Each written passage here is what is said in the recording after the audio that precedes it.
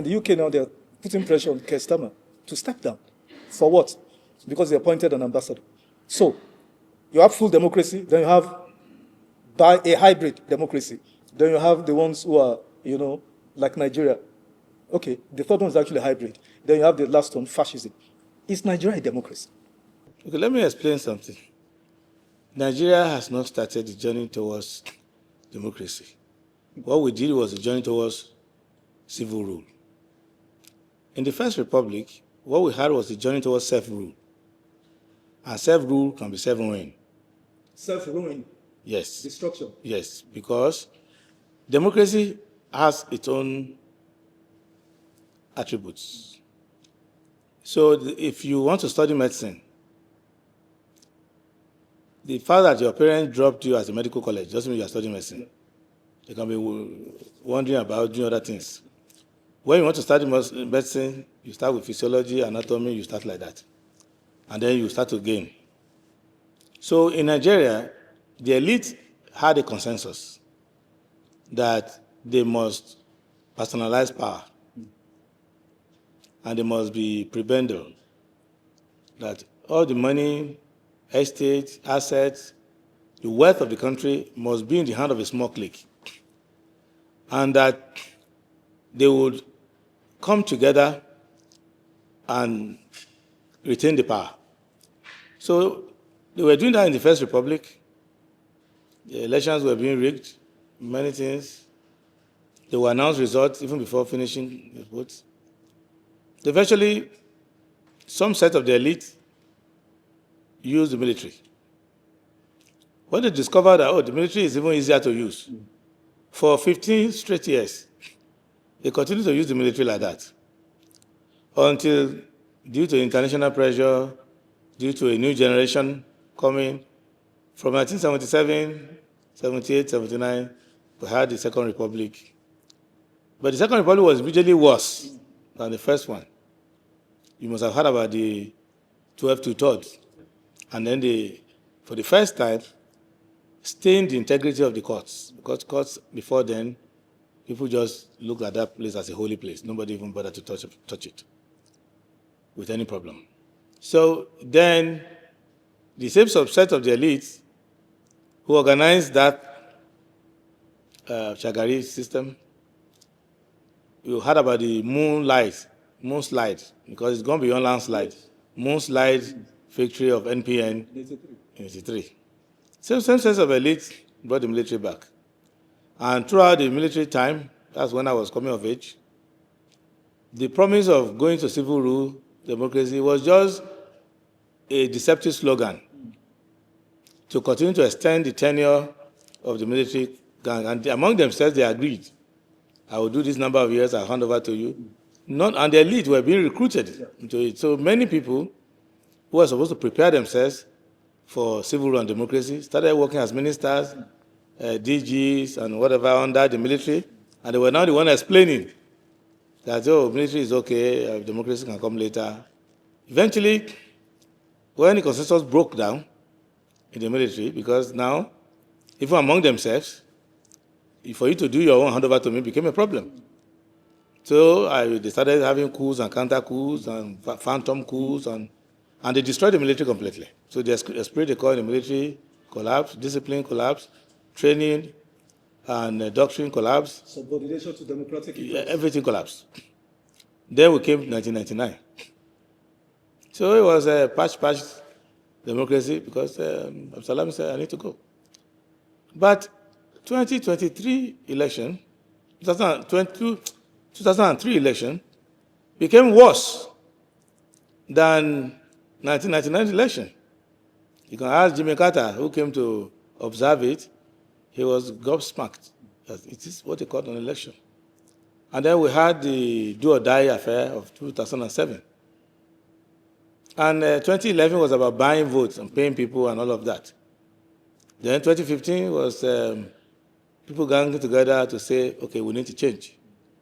And the people who came in 2015 with the mantra of change happened now to be proven to be the most cynical segment of the elite.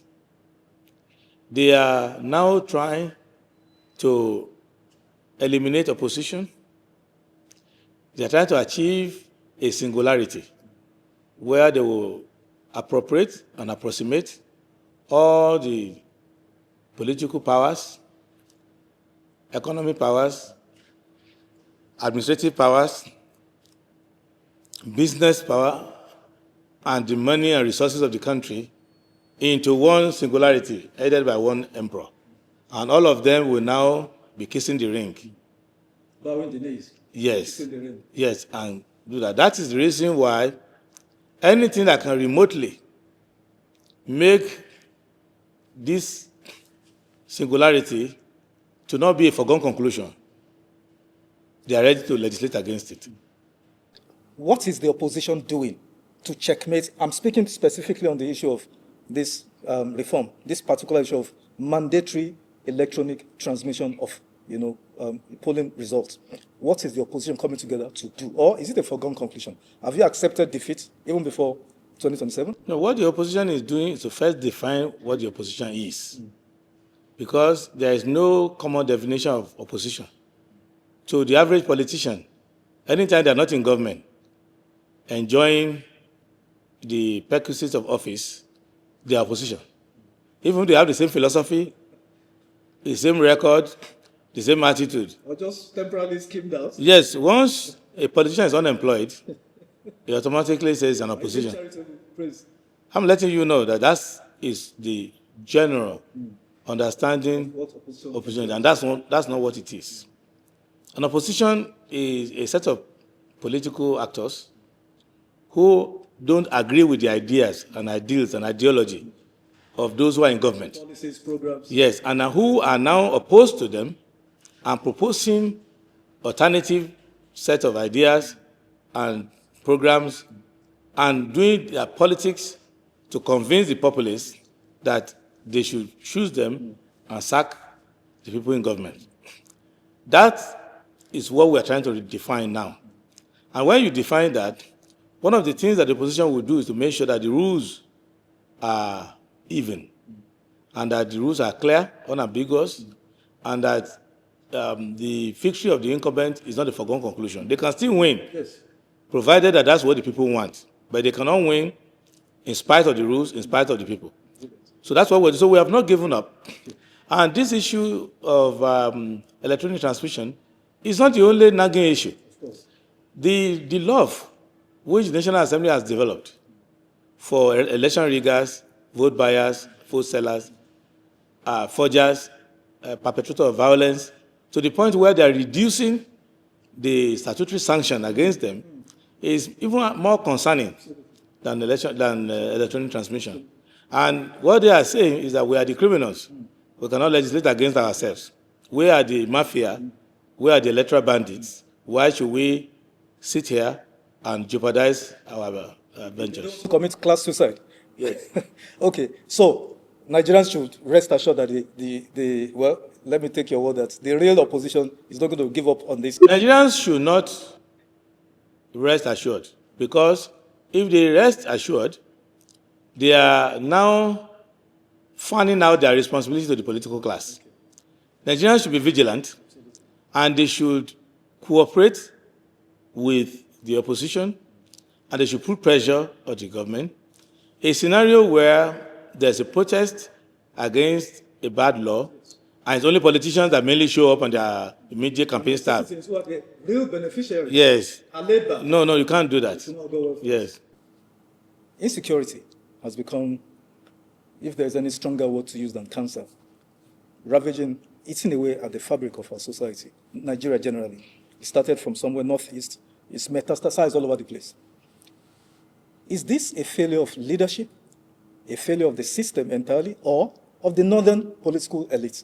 Prince, if you can do this in 1 or 2 minutes. Insecurity is a program of the government.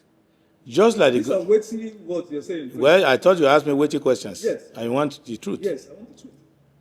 The essence of a government is to secure lives and property and the territorial integrity of that country. And government is very jealous. You cannot coexist with government. Yes. I cannot say I'm bored here now, and you and I carry this camera, we're going to the villa, and say we want to go and they will not let us in. So the Nigerian government use poverty, which we have the resources to eliminate, but they use the poverty to manage power by rendering people destitute, by making you struggle with basic things in life, like Fela Kuti would say, suffering and smiling. So when you are just struggling to pay your rent in Surulere or any of the suburbs, Jegunle or Tobugame or anywhere, or Maraba, anywhere, so when you are struggling like that, how are you going to have aspiration to compete with them? You will see them as gods. So when one of them gives you a letter to go and get a job as a cleaner somewhere, you go to your church and do Thanksgiving. So they are managing the poverty like that. How does it tie into... What is that? After a while, they realize that Nigerians are finding other ways to be prosperous, despite the government having confiscated all the wealth of the country. They are doing creative art, some are traveling outside, some are doing other things. So they brought insecurity. And the two advantages for them and disadvantage to the Nigerian people in insecurity is that it's easy for government to spend money without accountability. Because if you say I spent $2 billion to buy some bomb and threw them into the bush, it's easy to explain away. They will abuse the arsenal. Yeah, than for you to say, I built houses. Who will say, let me see the houses? Who is staying there? I built roads. Me, I traveled that road last night, no road there. So they found that. That's why if you look at the appropriation, you will see that more and more is going. And there are lots of unappropriated money that they're also spending. So there's now an insecurity industrial complex. Or, in fact, in our case, not industrial, it's insecurity procurement complex that they have created. And anybody who comes will say, oh, I'm going to stop in 6 months. I remember Muhammadu Buhari, may God bless his soul. Amen. As APC candidate, and the journalist was asking him how he will deal with Boko Haram, he was so annoyed that anybody will even ask him such a silly question. I will finish them immediately. But when he came, he realized that, oh, there's money to be made here. And there is power in this. So let me continue. And that's why if you look at the lifestyle of those who are in charge of this insecurity business, they live within their means. You see senior military officers, they're not waiting for retirement money like their predecessors. No, they are the ones sponsoring election in their places. They're the ones running hotels. If you see the trajectory of their careers, when they finish, they don't go into profession. They come into politics. They try to go back to that line of work. So that is the reason. So it is not that some aliens from outer space suddenly have come to Nigeria. So all these arguments about, desertification, climate change, all of that, is just a... Climate has been changing for 1,000 years now. And in the last 50 years, desertification, all those things have been there. What we need to understand is that the fact that the people ruling you are from your ethnicity, of your stock, of your race, they look like you, doesn't mean that they are not imperialists. Because they're not ruling you for your own good. They are ruining you and appropriate and expropriate you for international businesses, of which they are the lapdogs. So it's not like the promise that Nnamdi Azikiwe made. And Ahmadu Bello, Awolowo, Aminu Kano, all of those visionaries, that they wanted a country for the black man, where the black man will lead to the resurgimento of the black race, where Nigeria will be a home for all black people, where people like the deals of people like Mbono Ojike and Nke Nanzimiro and MCK Ajoluchukwu and Wole Soyinka and Chinua Achebe and all these people, they are not interested. That is why one of them took a very good look at them, and because of his analytical profundity and his facility with language, said they are a wasted generation. And that's what Wole Soyinka said. And Soyinka has not said anything that is off point in almost 70 years.